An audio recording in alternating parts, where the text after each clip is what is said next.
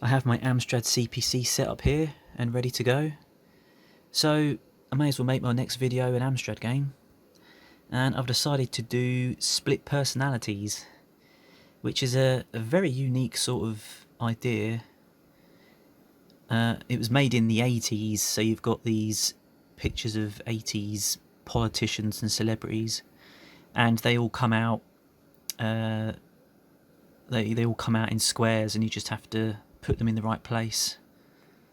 So this particular copy that I have here was a £2 budget game, so a re-release of the original, and I don't remember exactly why, but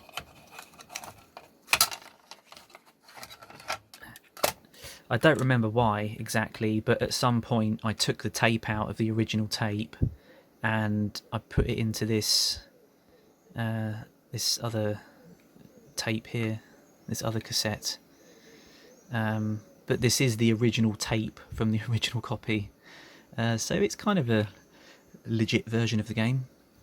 Although, given how cheap this is, I probably could have just bought another copy of it, but this is what we have to work with for this video, so let's load it up and play some split personalities.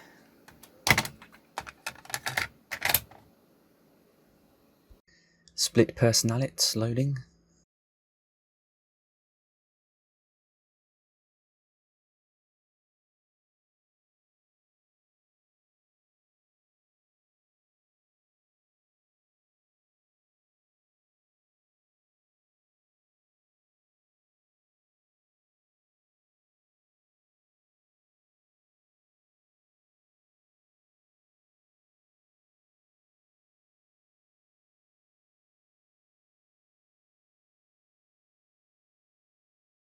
And in typical home computer game fashion, a game loading from cassette tape does take quite a while to load up the loading screen. Although you only really get that on the Amstrad, it does load up a bit faster on most other machines because the Amstrad has a pretty heavy screen. I'll let this music play.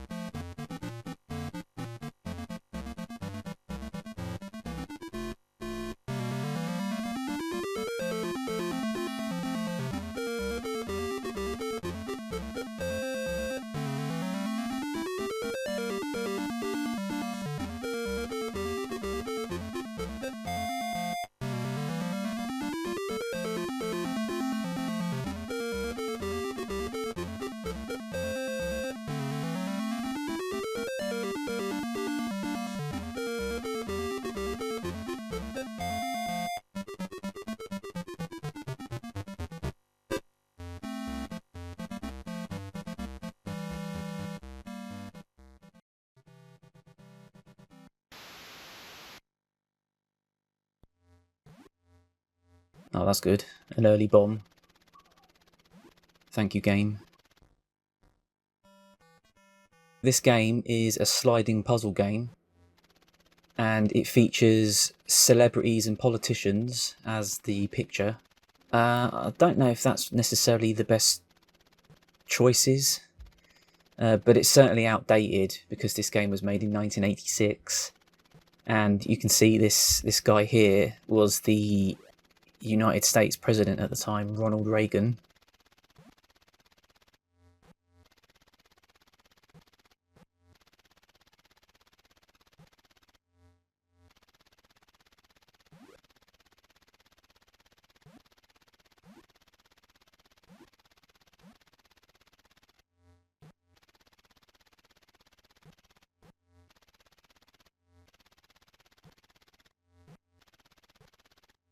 Once you slide the piece, they'll keep going until they hit something. But you do also get some other objects, like those bloody bombs that keep appearing. But you can see there why I always keep 2 pieces in the top right. Just in case a bomb comes out, I can quickly chuck it away again.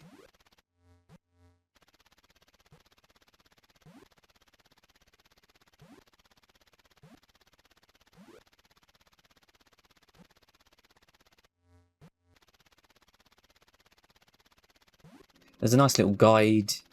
You see that sort of green mini picture there.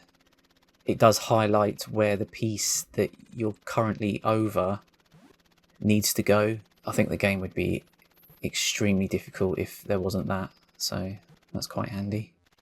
But yeah, this game's actually really quite good fun. You expect it to be kind of a bit simplistic, but it's got some nice brash sound effects, and there's a bit of a... I think the sound effects do kind of panic you a little bit. There's definitely a sense of urgency when playing this.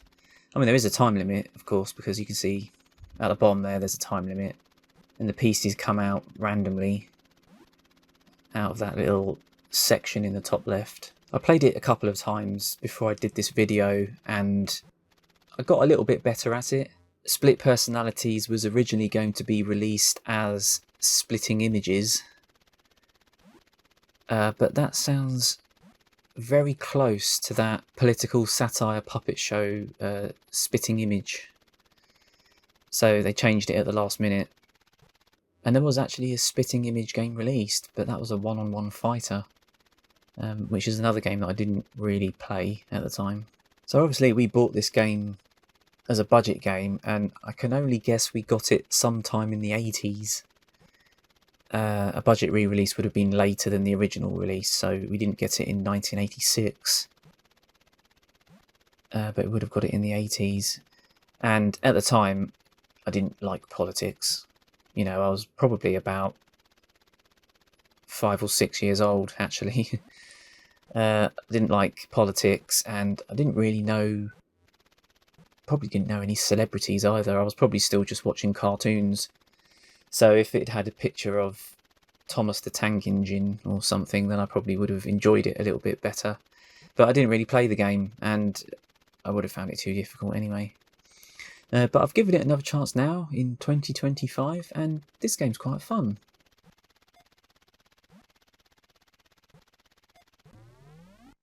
So yeah, here we go. This is Ronald Reagan. And you press the fire button, and it will remove the picture.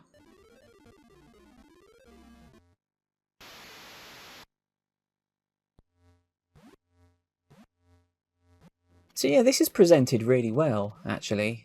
I think this is one of those early games where there's a couple of earlier games that just seem to be able to fit everything in quite comfortably. And then you get a lot of later games where there's not enough memory to have music or sound effects or anything like that. And a lot of Amstrad games later on were extremely lazy Spectrum ports, possibly made by the same people that made the Spectrum version, but ported over very efficiently but very quickly for a bit of extra money. And who can blame them, really? But it didn't always end up in a ideal product.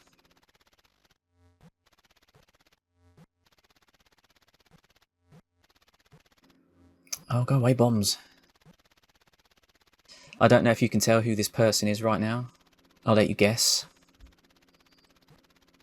Of course, the first picture was Ronald Reagan, and who was politically Ronald Reagan's best buddy back then? Fighting against communism.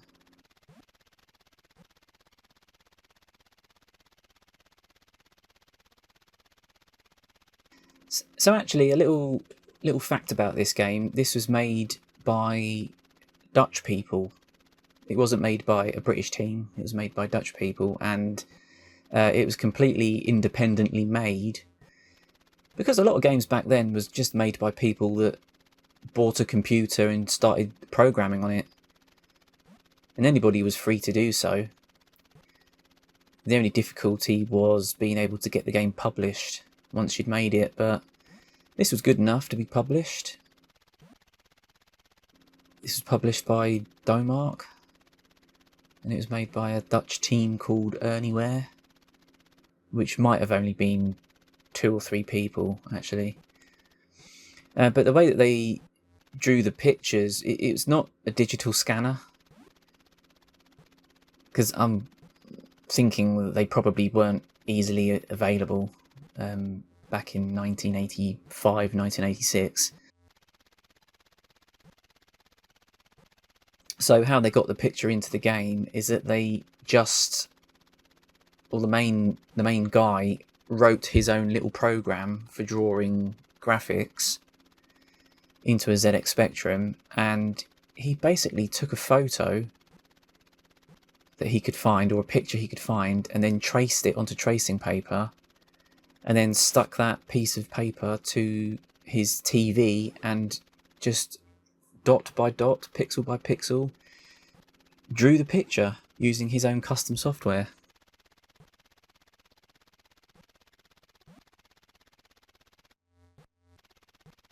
I mean, this was obviously back in the days before companies had their own tool chain and industry standard methods for doing things. So basically, if you could work out how to do it, then you could do it.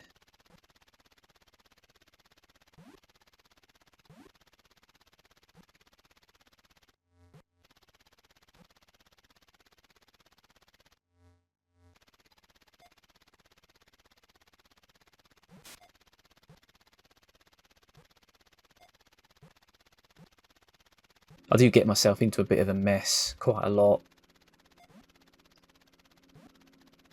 There you go, I ran out of time there. Come on, Andrew, get the job done. Bloody hell.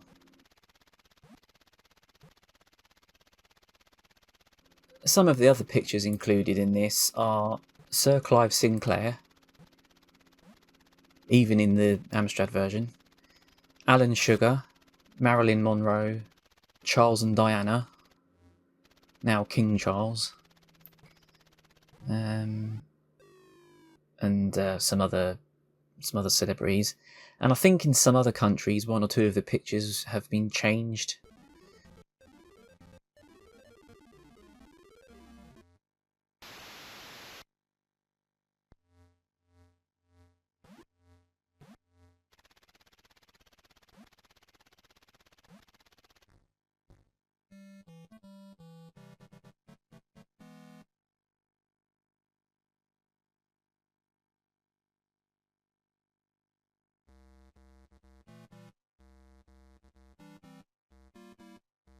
I think I know who that's supposed to be, but it doesn't matter because I got another bloody bomb and it's just given me a game over.